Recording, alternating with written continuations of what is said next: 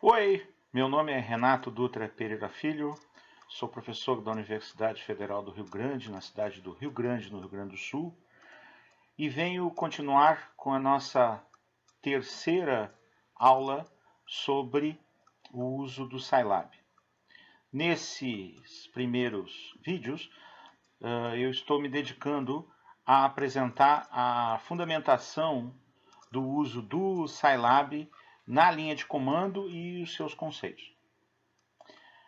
No vídeo anterior, nós tínhamos acabado de ver como trabalhar com números imaginários.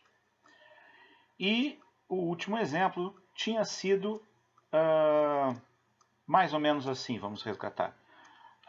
A gente definiu um número imaginário, por exemplo, z, recebe 2 vezes percentagem i, então o número imaginário é 2 raiz quadrada de menos 1. E aí nós tínhamos elevado esse número ao quadrado, obtido menos 4, já que a raiz quadrada de menos 4 é 2 raiz quadrada de menos 1. Raiz quadrada de menos 1 é um número imaginário.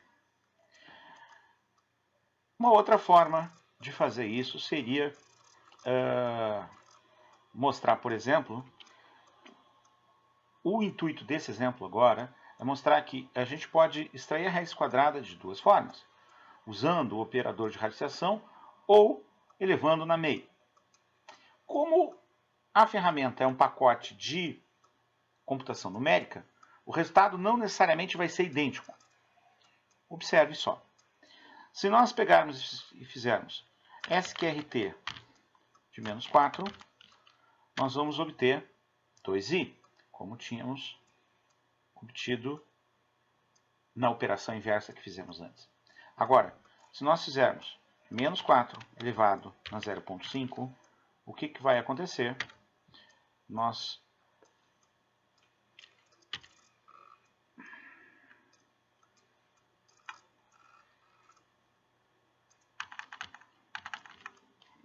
menos 4 elevado a 0,5. Observe que nem sempre a gente obtém a mesma resposta. Eu fiz 2 vezes até encontrar uma resposta onde existe uma parte real no número imaginário que tende a 0, mas não é 0. Ela é de 1,22 vezes 10 na menos 16. Então vejam, esse é o exemplo de como o Scilab é uma ferramenta de computação numérica. Inclusive, se você fizer esse mesmo exemplo no seu computador, pode acontecer que você não obtenha necessariamente esse mesmo tipo de resposta. Bom, além da constante percentagem i, que equivale ao imaginário, existem outras constantes importantes no ambiente do Scilab. Por exemplo, percentagem e. Percentagem e é o número de Euler. Então, por exemplo, se nós vamos fazer o logaritmo, logaritmo de percentagem e dá 1. Logo, a gente já observa que a função embutida log do Scilab não é o logaritmo de base decimal, mas o logaritmo de base e, usando a constante Euler, ou seja, o logaritmo neperiano. Se nós desejarmos fazer o logaritmo base decimal, temos que usar log 10 de 10, e aí ele vai dar 1. Então, convém sempre lembrar que toda vez que formos usar um logaritmo com base decimal, temos que usar a função log 10, e não a função simplesmente log, senão vamos estar fazendo uso do logaritmo neperiano. Uma outra constante importante é o π. Percentagem π chama o valor da constante π, 3,1415 e assim por diante. É muito comum nós, durante o uso do software, uso mais intensivo, termos expressões de erro. E inadvertidamente pode acontecer que a gente obtenha esse tipo de mensagem. None. None é a sigla em inglês de not a number, ou seja, não é um número. Então, quando nós realizarmos uma operação matemática de forma errônea, que a resposta não é um número, nós obteremos not a number. Todo pacote de computação necessariamente precisa lidar com variáveis booleanas. E existe percentagem true e percentagem false. Então, por exemplo, 1 maior que 2 é falso. 2 maior que 1 é verdadeiro, é true.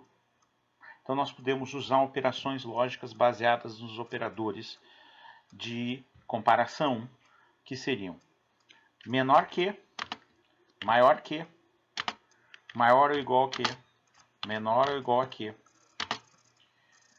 igual. Observem que o comparador de igualdade usa dois iguais.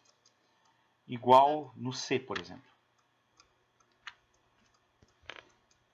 Então, 2 igual a 3 não é. Então, a resposta tem que ser falso. Falso. 2 é igual a 2 é verdadeiro, true. Além dos operadores de comparação, nós podemos usar conectivos booleanos. Então, podemos usar o E lógico,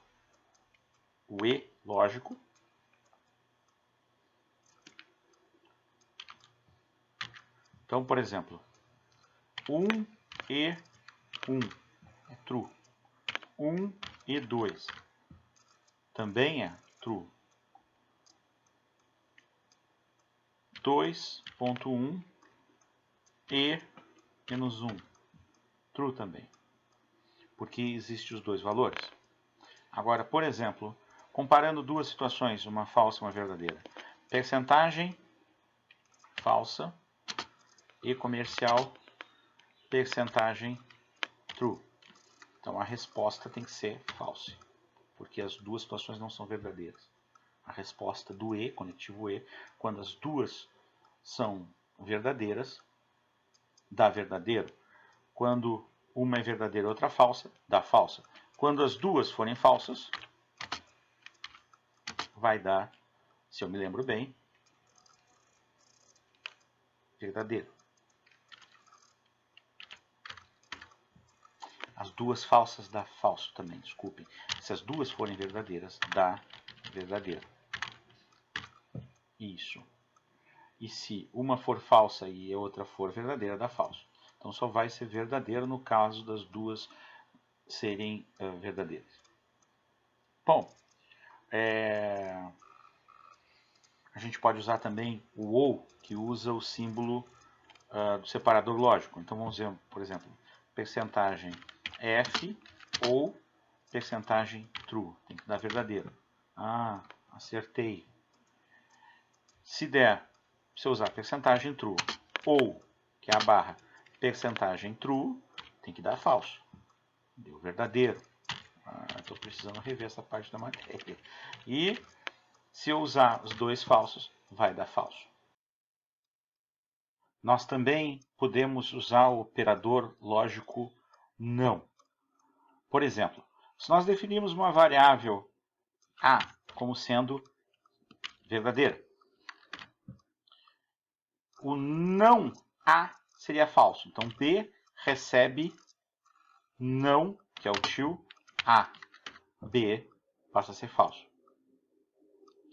Uma outra possibilidade também é usar o não igual. Por exemplo, vou limpar aqui. Desculpa, limpar a memória. Limpar o display.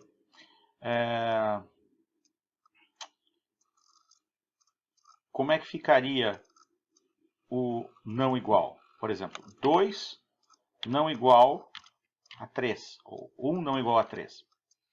Como eles são diferentes, vai dar verdadeiro. Se eu colocar 1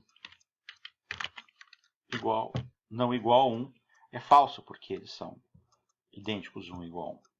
Então, esses são os operadores lógicos. É interessante que os operadores lógicos vão ser mais usados de acordo com o grau de complexidade dos programas que a gente venha a fazer por acaso, né? Bem, o uso do console no Scilab permite a realização de operações matemáticas como fosse no módulo calculadora, por exemplo. Claro que, à medida em que a gente deseja fazer a solução de problemas mais complexos, usar a linha de comando começa a se tornar tedioso e até impossível para muitas aplicações. Apesar de que a gente pode usar os comandos todos que nós vamos ver depois na parte de programação de script para linguagem Scilab na linha de comando. Eles são aceitos normalmente. Por exemplo, o comando input a gente poderia utilizar aqui. Por exemplo, A recebe input entre com o valor de A. O ponto e vírgula é para não mostrar e ele vai ficar esperando ali. Inclusive o erro que eu digitei, né? Ficou um G sobrando.